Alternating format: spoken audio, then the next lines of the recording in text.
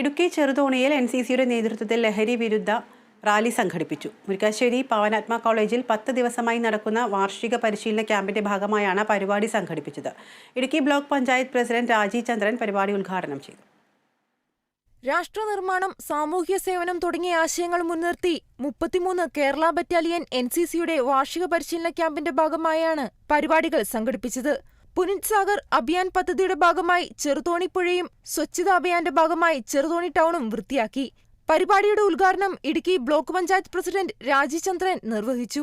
സാമൂഹ്യ സേവനത്തിന്റെ ഭാഗമായി അല്ലെങ്കിൽ നല്ല അടുക്കും ചിട്ടയുമുള്ള നല്ല വ്യക്തിത്വങ്ങളായി മാറുന്നതിന്റെ ഭാഗമായി NCC കേഡറ്റ്സായി തെരഞ്ഞെടുക്കപ്പെട്ട വിവിധ കോളേജുകളിലെയും സ്കൂളുകളിലെയും ഇവിടെ എത്തിച്ചേർന്നിട്ടുള്ള കുട്ടികൾക്ക് ഇതൊരു അനുഭവമായി മാറട്ടെ എന്ന് ആശംസിക്കുന്നു.